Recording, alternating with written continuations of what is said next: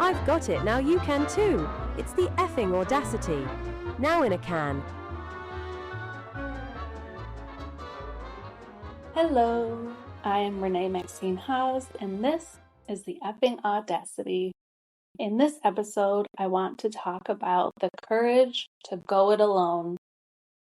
In this episode, we're going to focus on 3 avenues: solo travel, experiences, and relationships. The thing about doing things alone is scary. It is uncomfortable, but I figured out the key. And like many other things, all it takes is practice. With practice, doing anything on your own becomes really easy and in some ways preferable. Starting out talking about experiences that we have in our lives, particularly when we're young, in our teens, in our early 20s, all of these experiences are sort of new to us. The world is newer to us. And doing things alone, it feels scary.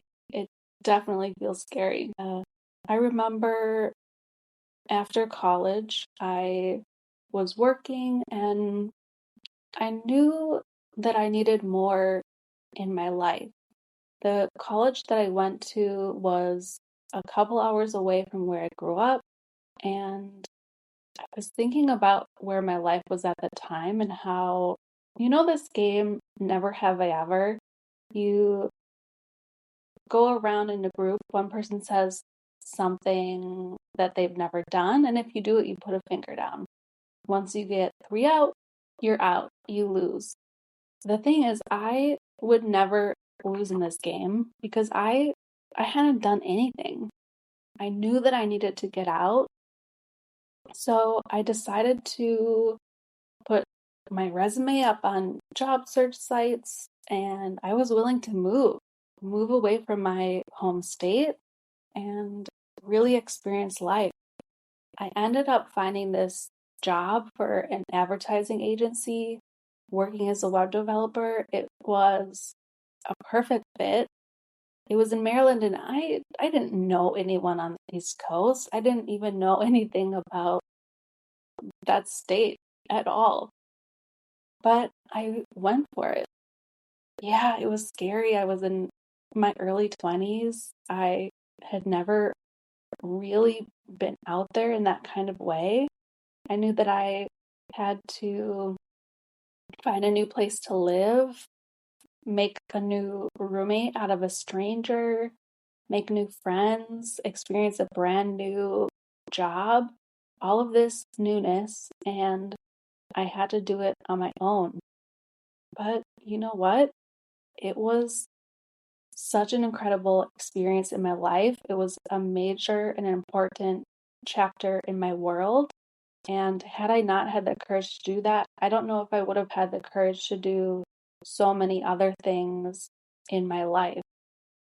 The thing is that when it comes to being brave and going for the things that we want and we aspire towards, we have to take that leap of faith. We maybe don't know how it's going to work out, but the important thing is to, go for it. Just go for it.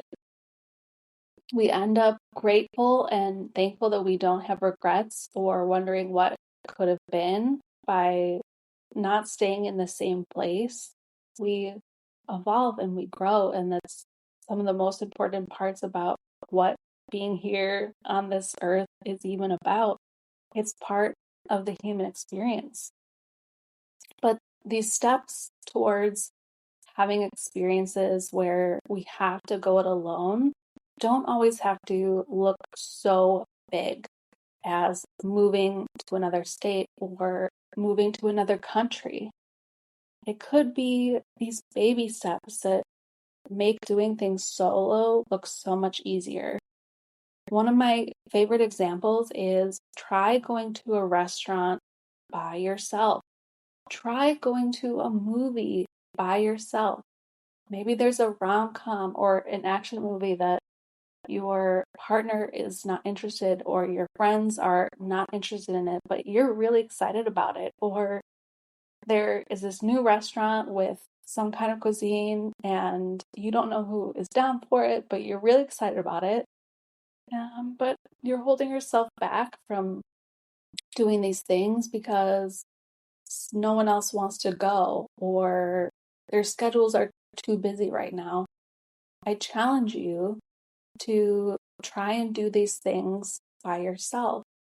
Yeah, at first it's weird. You're at a restaurant, you're looking around.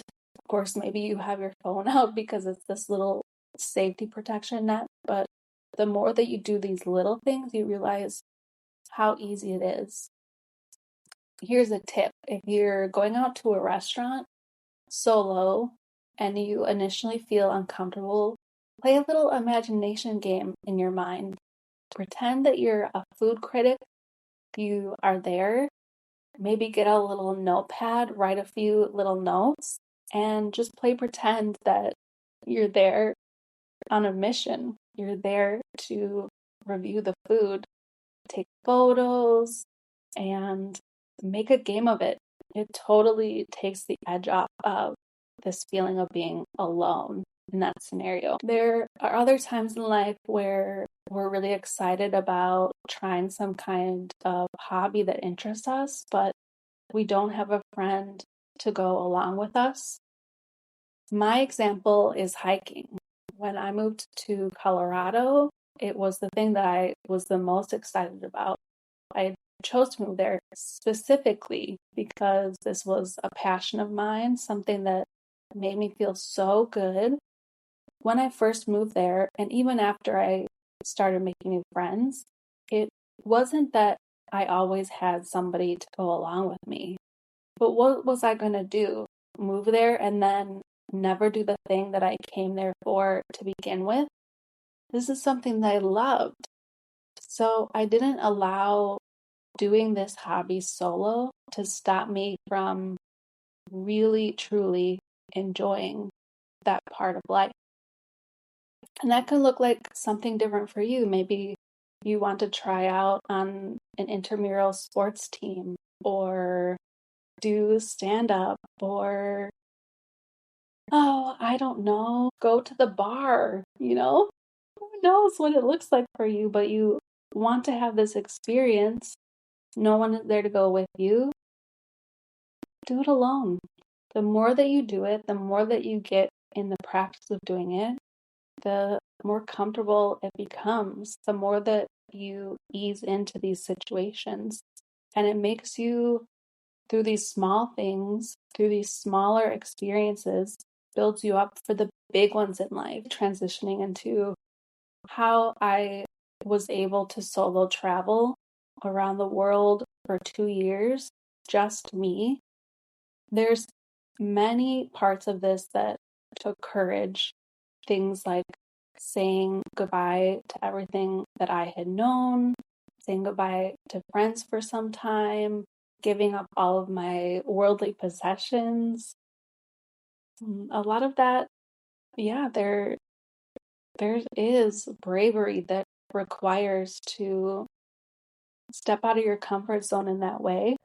All of the experiences that I had leading up to this in my life, these mini moments that I took of courage, made doing the big stuff like this solo travel easier. In episode 3, I talked about how joyful it is to solo travel, and that you get to be completely selfish with your time. You get to do whatever it is that you want to do, when you want to do it, for however long or not long that you want to do it. It affords you all of these opportunities to get to know yourself in a way that you don't have the opportunity to do in your regular home life, familiar situations. And there's ways that you can go out and solo travel in a way that could actually feel way more comfortable and less solo than you think. One of those examples is to stay in hostels. Yes, you're going alone, but it's so easy to meet other people that have similar interests to you that you can go then and do things with. Or maybe it's that you want to go out during the day, enjoy a museum or a walking tour, and then you want to come back, you're done with your solo thing, and you want to go out for the night for drinks with a bunch of people from the hostel. That's totally easy to do. And it sort of takes away the sting of feeling like, oh, I'm doing everything alone, because there's so many opportunities within that to not be alone when you don't want to. Maybe hostels aren't your thing. Maybe you're a little bit older, or maybe the idea of sharing a room with a bunch of strangers is just a little bit too far for you. It's okay. Why don't you try doing something like booking a group tour? I see it all the time now in the tours that I go on. Multi-day tours with a group of people. There are a number of people on those that are doing it solo. And even if they're not, these are the kind of people that want to experience these things with you as a group. You get to know and sometimes make incredible lifelong friends through these type of experiences. Yeah, you're going solo, but you're not actually alone in these opportunities. The last thing that I wanted to talk about is how to be single. Side note, that is one of my favorite movies. I see it all the time. I find it very inspirational. Being single can feel uncomfortable. Many of us find ourselves stuck in an unhealthy or unfulfilling relationship for years. And it's solely because we have this fear of being single, fear of being on our own. Society has taught us that marriage is the only acceptable path to go about our lives. People look at single men or single women later in life and they wonder what is wrong with them. They're going to die alone. There's all of this stigma around that. But I think it's important to realize that there already have been so many people now and in the past that have lived incredibly fulfilling lives who never got married. We don't have to take this one path in life to be fulfilled. We can have community and friends and family and still be joyfully on our own. Or maybe it's not that you desire to be single forever, but you have been in relationships that didn't feel good. Maybe you need some time to yourself and you find yourself going from relationship to relationship because you feel uncomfortable in that in-between time. This easily could have been me in my 20s. I was never single for long. I would go from a very long-term multi-year relationship right into the next one. When I got to the point where I really just needed some time for myself, it wasn't the most comfortable in the beginning. But the amazing thing that I found out that with time, after a year, maybe less, it felt amazing. It felt so good. My life solo felt like peace. There was so much peace in it. It got to the point where even when I was open to being in a relationship again, now for someone to come into my life, they were competing with this sense of peace that I had, this contentment and fulfillment within my life that I had curated just on my own. I learned to love my company and I became my best friend.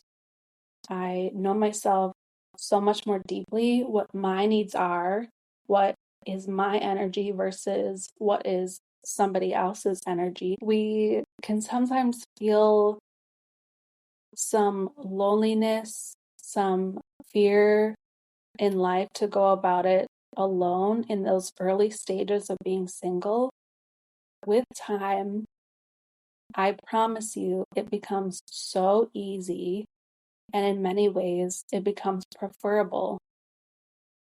That's not to say that you will get to this point and that you'll never want to be couples ever again. We all have our own journey, and yours can look like whatever you want to. So whether it's something very small, like going to the movies alone, to something big, like immigrating to a new country for a better life, doing these things solo gets easier and easier with practice. At some point, you will get to the point like me where you are absolutely unstoppable. You can do anything and everything, and you don't let going it alone hold you back from having the audacity to live the most beautiful, wonderful, joyful life that you could ever dream of.